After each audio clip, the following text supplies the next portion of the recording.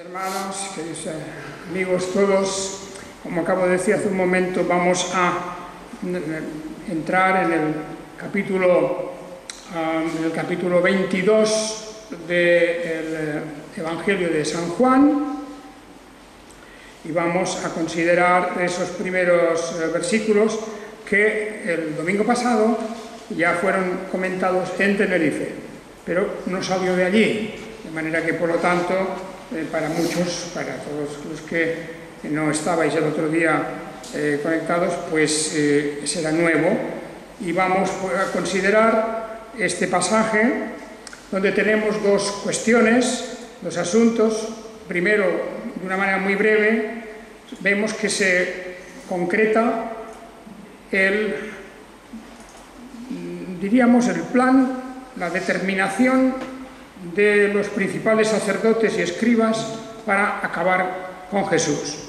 Esto no nos extraña porque hemos visto a lo largo de todo el Evangelio de Lucas cómo se repite varias veces que consultan entre ellos, planean y están buscando la posibilidad o la oportunidad de terminar de una vez con aquel molesto maestro, aquel a quien las gentes en realidad admiraban, porque hablaba con autoridad, porque hablaba de manera diferente a aquella especie, diríamos, de letanía que repetían sin sentido los fariseos y los escribas y todos los demás líderes religiosos. Jesús era admirado por el pueblo, y hemos de reconocer esto. Era una atracción grande la que sentían, no ya solamente porque algunas veces había hecho señales importantes, eso también contaba, pero yo diría que sobre todo lo que la gente admiraba más era su enseñanza. Los grandes discursos de Jesús, los discursos como el del monte, los discursos en los que vemos en las profecías de las que habla sobre el fin del mundo, otros discursos, los que tenemos, por supuesto, en los evangelios, en otros evangelios, aparte de Lucas, especialmente en el Evangelio de Juan. Toda esa enseñanza que daba unas veces de manera restringida a sus apóstoles, pero muchas veces, la mayoría, al pueblo en general, eso había despertado una gran admiración. De manera que por parte de los sacerdotes y escribas había una envidia, claramente, era un sentimiento de frustración porque su enseñanza no despertaba ningún entusiasmo entre las gentes, era algo monótono, era algo repetitivo. La enseñanza de los fariseos y de los demás era una especie de explicación literalista de la ley, imponiendo cargas sobre las gentes, incluso atemorizando a las gentes. Y todo eso no era apreciado, mientras que el discurso de Jesús, que muchas veces era un discurso duro, no hay que olvidarlo esto, al mismo tiempo era un discurso de esperanza. Era un discurso en donde habla del Padre Celestial y de todo lo que recibimos por parte de Él como aquel que abre las puertas del reino de los cielos. Y también que el propio Jesús se presentaba como aquel en quien podemos encontrar nuestra paz. Las palabras suyas, la paz os dejo, la paz os doy, y no como el mundo la da. Esas son palabras que llegaron muy al fondo del espíritu de las personas.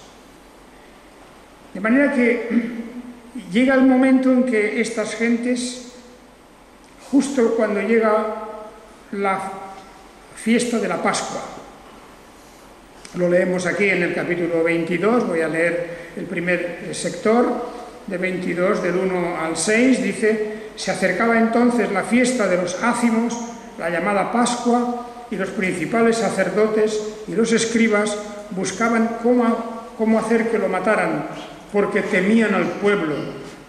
Entonces Satanás entró en Judas, llamado Iscariote, que era uno de los 12, y él fue y habló con los principales sacerdotes y magistrados de cómo se lo entregaría.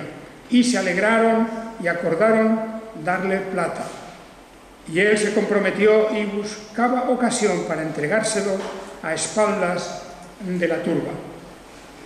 Bien, aquí hay varias cosas que hemos de resaltar. En primer lugar, el hecho de que iba a ocurrir justo durante la celebración de la Pascua.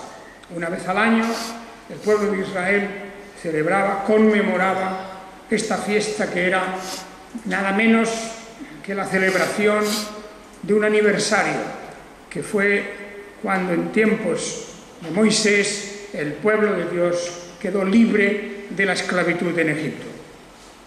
Esto era una festividad señalada y que el pueblo de Israel celebraba, continúa hoy, claro está, celebrando, y lo celebraban pues con gran entusiasmo porque representaba una gran alegría, la liberación de la esclavitud y del sufrimiento y del dolor que habían pasado durante aquellos siglos en Egipto. Ese es el momento elegido por Dios mismo para que se culmine la obra del Redentor. No en un día cualquiera de la semana, no de cualquier día de cualquier mes, sino que tenía que ser justo en la fiesta de los ácimos, también se llamaba la fiesta de los ácimos, igualmente que el nombre la Pascua. Brevemente explico estos dos nombres, los ácimos y la Pascua. Cuando salieron de Egipto celebraron una cena. Dios ordenó que celebraran una cena. En esa cena habían dos cosas importantes. Una era el pan, pero no era un pan con levadura, no era un pan leudado. La levadura tiene dentro de, diríamos, la simbología bíblica un sentido más bien negativo.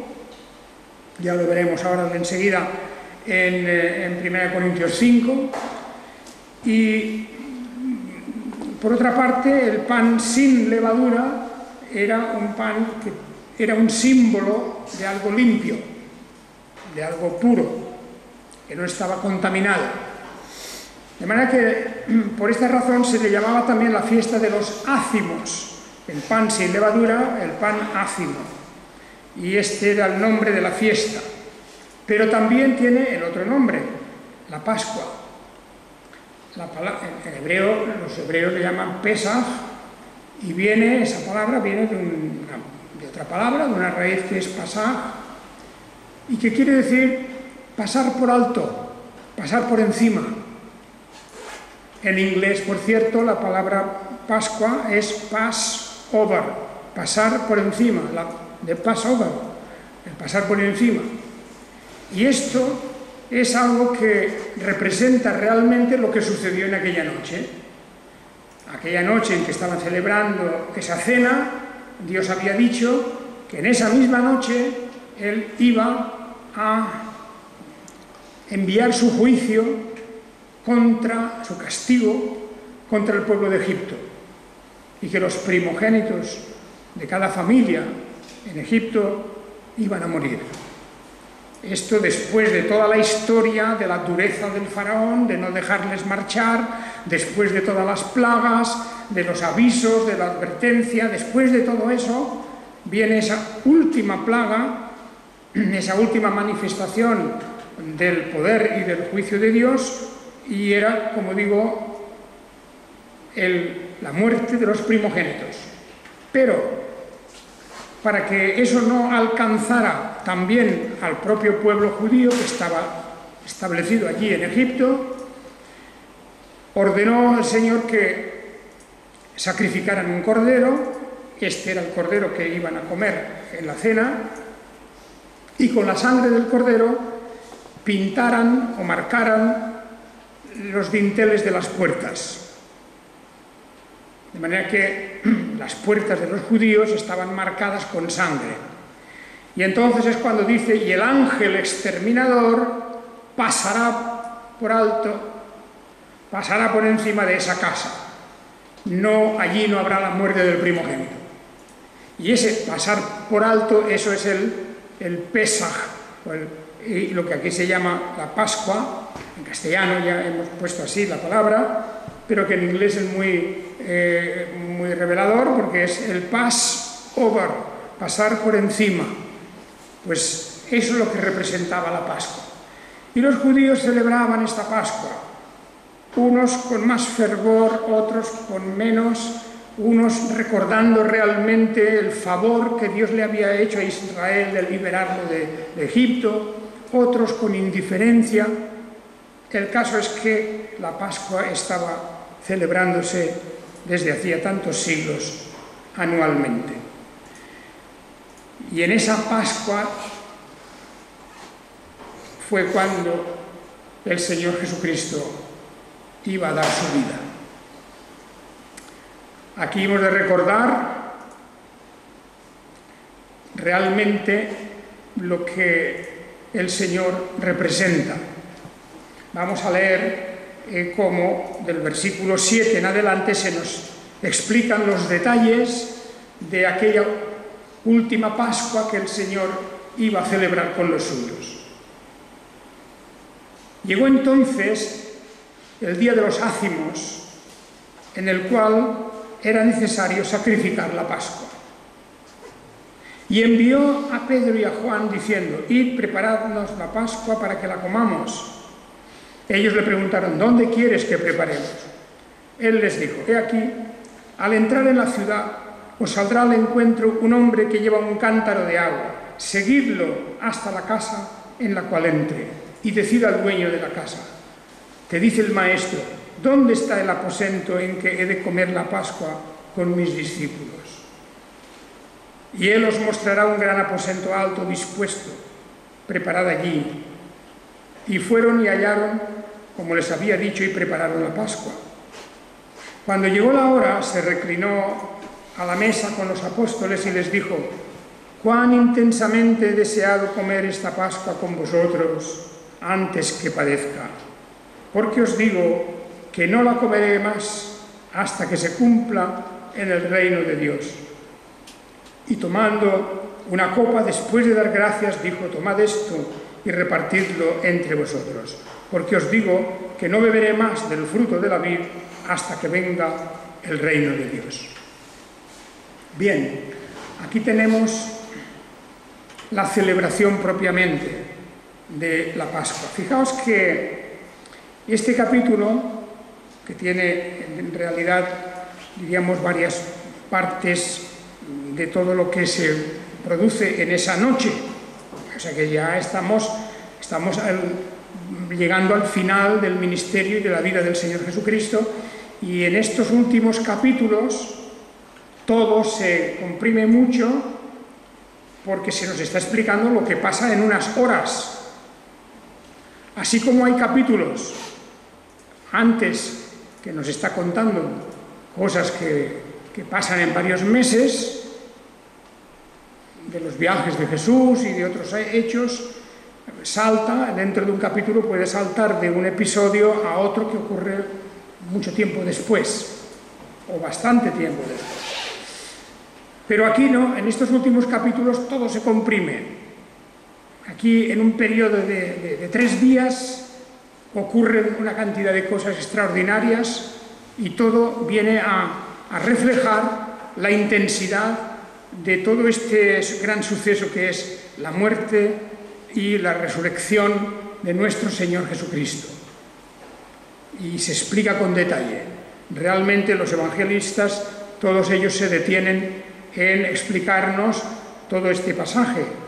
Fijaos que, por ejemplo, también el Evangelio de San Juan tenemos muchos capítulos dedicados a esto, ya desde el capítulo 17 y 16 incluso, seguramente antes, pues ya hasta el capítulo 21, el final del 21, todo eso está dedicado a hablarnos de los 2 o 3 días últimos de Jesús. O sea que eso es importante, que nos fijemos en la trascendencia que se viene a dar a este pasaje, sobre todo al hecho mismo de la celebración de la última Pascua y a todo lo que viene luego en la doctrina posterior, la doctrina que los mismos apóstoles desarrollan sobre el significado de esa última Pascua. Así que hemos dicho que en Lucas 22 tenemos este pasaje con la manifestación de que los principales sacerdotes y escribas estaban ya decididos a entregar a Jesús y que tienen la colaboración de Judas. Volviendo a este tema, un poquito atrás, en Lucas 22:3, vale la pena decir y subrayar que dice que Satanás entró en Judas. Entonces Satanás entró en Judas, llamado Iscariote, que era uno de los 12. Nosotros estamos acostumbrados al leer los evangelios a oír hablar de endemoniados, personas poseídas por espíritus diabólicos. Pero normalmente cuando eso se relata, se viene a decir que un espíritu diabólico o un demonio había sometido a esa persona a la tortura y al sufrimiento y el dolor. Quiero decir que normalmente no se dice el nombre, un demonio, un espíritu maligno. En el caso de Judas, dice que Satanás entró en Judas y se da el nombre, porque Satanás es y representa a aquel ángel caído, aquel que dirige la gran rebelión contra Dios, aquel que desde los principios mismos se rebela contra el Señor de los cielos. Y este Satán es el que entra en Judas. Es como una misión muy importante la que tiene. Entrando en Judas, va a conseguir que Judas se decida por fin a traicionar a su maestro. Y que de esa manera los escribas, los fariseos, los principales sacerdotes, todos estos consigan de alguna manera prender a Jesús. Hay dos etapas. Hay una especie, diríamos, de misión que envían los mismos sacerdotes con sus criados para localizar y frenar o detener a Jesús, y luego viene el momento cuando ya los soldados romanos se harán cargo. La detención no la podían ellos mantener, no tenían autoridad ellos para eso. Los propios judíos no podían, diríamos, aplicar unas penas o unos castigos directamente. Si se trataba de la libertad o de la vida de una persona, tenían que recurrir a los romanos. Y así lo hicieron luego, pusieron todo el asunto en manos de los romanos. Pero fijaos que Satanás es el que entra en Judas y este es el que a su vez arregla todas las cosas para decirles a los sacerdotes: en tal lugar, a tal hora, estará Jesús. Id y prendedlo. Habían motivos, claro, para ellos tenían motivos. Jesús había hablado acerca de la destrucción del templo. Jesús había hablado sobre sí mismo, haciéndose igual a Dios, con lo cual había suscitado terrible ira por parte de los sacerdotes. Todas estas cosas estaban allí, eran las que justificaban el arresto de Jesús por parte de los sacerdotes. Lo habían intentado varias veces ya, pero ahora, en la noche de la Pascua, y estando ya localizado el propio Judas Iscariote determinado a entregarlo, es cuando se produce todo este hecho. Bien, pues así pasamos allá directamente a hablar un poquito sobre el tema de la Pascua. Esa Pascua, como acabo de decir, era celebración del acto histórico de la liberación del pueblo judío de la esclavitud en Egipto. Consistía la fiesta en algo muy sencillo, además lo tuvieron que hacer con mucha prisa. Aquella misma noche tenían que salir y iban muy cargados, y era una operación complicada de miles de personas que tenían que salir y que antes iban a celebrar aquel acto simbólico de la Pascua. Tenían que sacrificar el cordero, tenían que pintar las puertas con la sangre del cordero, cada familia, en cada casa, tenían que hacer esto. Era un simbolismo que se iba a quedar ahí como el reflejo de que la sangre de la víctima era suficiente como para librarles de todo castigo, para librarles de toda acción del juicio de Dios. Bien, ahí tenemos entonces lo que ocurre en esa Pascua. Y cómo todo está preparado, todo está ordenado, el Señor ya sabe en qué casa van a celebrarlo y quién va a proporcionar el cordero. Todas las cosas están arregladas y preparadas de parte de Dios. Y efectivamente, esto es lo que dice. Cuando llegan los apóstoles a aquella casa, le dicen al dueño de la casa: te dice el maestro, ¿dónde está el aposento en que he de comer la Pascua con mis discípulos? Y él os mostrará, dice, un gran aposento alto, dispuesto, preparado allí. Y así ocurrió. Todo dispuesto, todo preparado. Y Jesús llega allí, dice el versículo 14, cuando llegó la hora se reclinó a la mesa con los apóstoles y les dijo: cuán intensamente he deseado comer esta Pascua con vosotros antes que padezca. Es una frase que hemos de subrayar aquí. En primer lugar, la intensidad del deseo y del amor del Señor Jesucristo por su pueblo. Él desea profundamente comer esa Pascua. Ya habían celebrado la Pascua anteriormente. Seguramente otras 2 Pascuas habían transcurrido desde que estaban juntos y la habían celebrado. Pero ahora era la última, y esta es la que, como él dice, antes de que padezca. Viene el momento, pues, de su pasión, el momento del dolor, el momento de la tortura a que va a estar sometido, del menosprecio, de todo lo que vivió esos momentos hasta ser llevado a la cruz y allí morir. Pero Jesús no muestra aquí una especie, digamos, de pánico con respecto a ese momento. Dice: qué intensamente he deseado comer esta Pascua con vosotros. Estaba anhelando, estaba deseoso de llegar a esa Pascua, sabiendo, a pesar de que él sabía que iba a sufrir, iba a morir. Ahí vemos, pues, la entrega total y la decisión absoluta por parte de Jesús de ir hasta el final de la obra, de la misión para la cual él ha venido a la tierra. Porque él ha venido a dar su vida y por fin llega el instante. Empieza a rodar ya todo el engranaje de los últimos momentos en la vida de Jesús.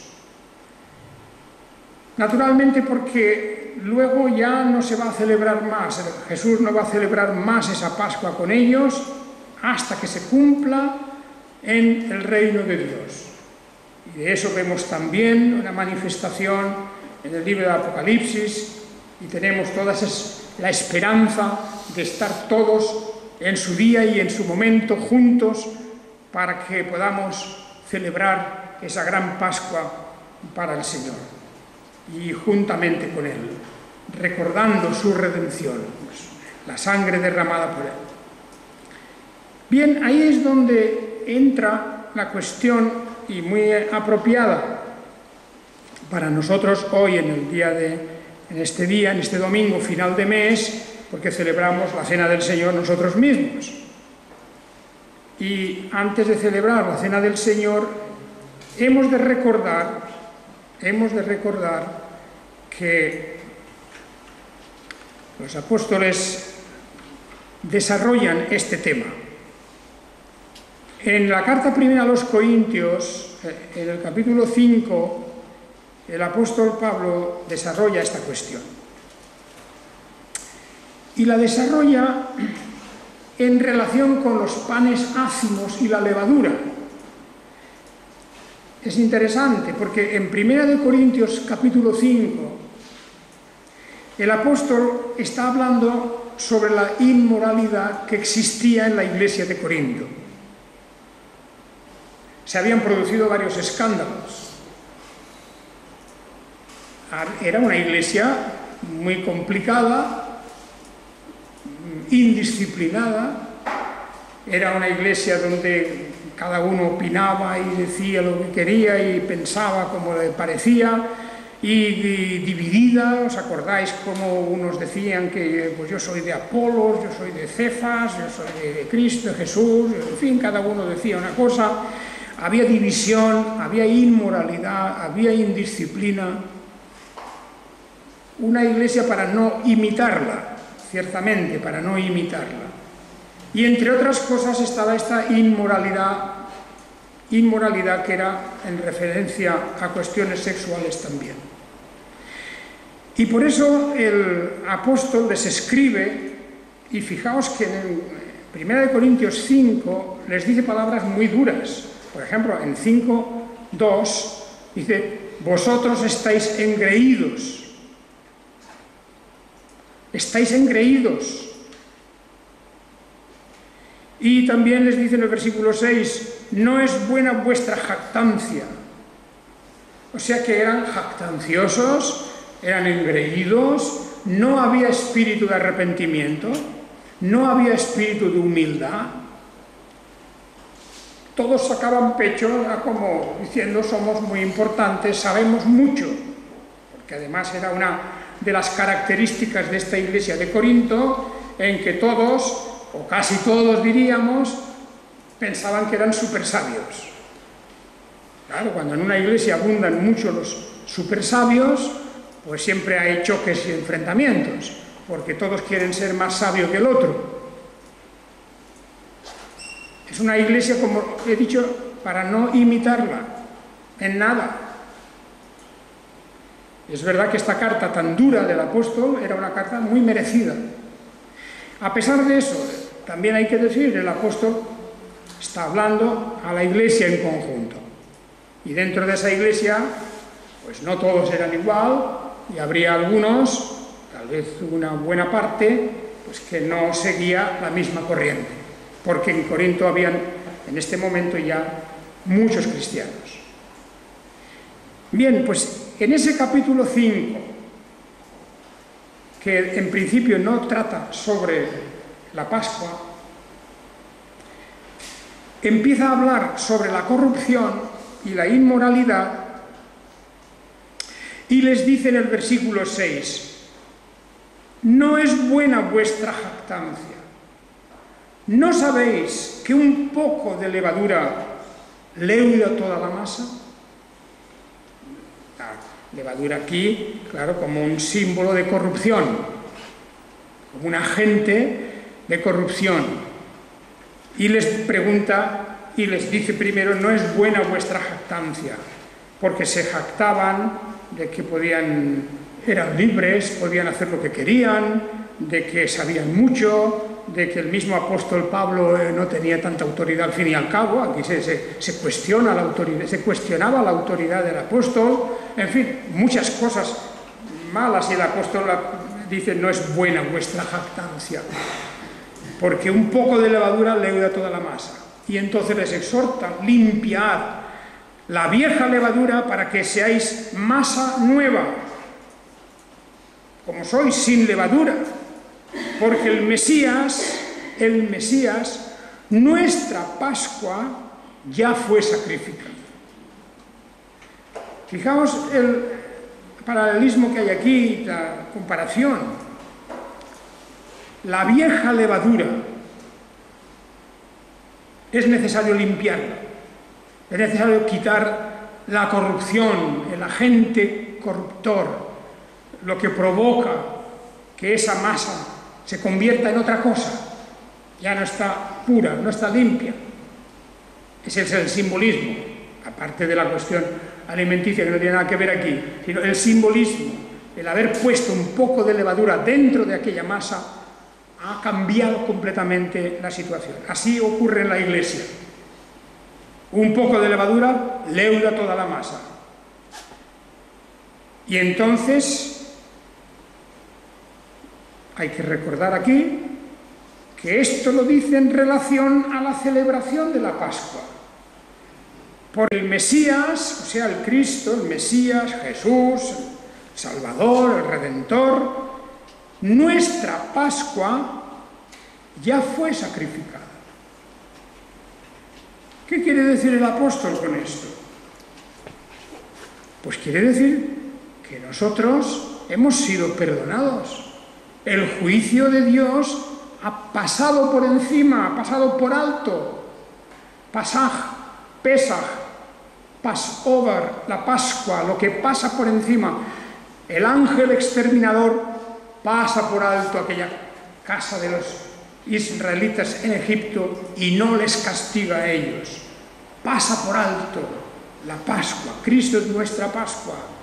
Teniendo esa relación, ese conocimiento de Jesucristo, el que habita en nosotros, aquel a quien adoramos, a quien servimos, aquel a quien admiramos, tenemos salvación y vida eterna. Tenemos el perdón de nuestros pecados, la justificación. Dios pasa por alto el pecado, pasa por alto nuestra propia corrupción.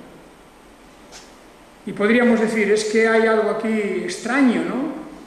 Pues sí, hay algo extraño, porque no es que seamos mejores que otros. Y eso debe estar claro. No somos mejores que otros. Dios es el que ha hecho esa obra en nosotros y nos ha redimido y nos ha salvado de nuestros pecados. Bien, así que este es el mensaje que se está preparando en aquella noche en el Evangelio de Lucas, cuando Jesús tiene que compartir con los suyos esa Pascua. ¡Cuánto he deseado comer esta Pascua con vosotros antes que padezca! Hermanos, hermanas, esa es la cuestión. Tenemos nosotros al Cordero de Dios. Por eso Juan el Bautista fija sus ojos en la persona de Jesús y dice, este es el Cordero de Dios. Es el Cordero de la Pascua. Es el Cordero que va a ser sacrificado en la Pascua, gracias a cuya sangre nosotros somos liberados de la culpa de nuestros pecados y por tanto de la condenación.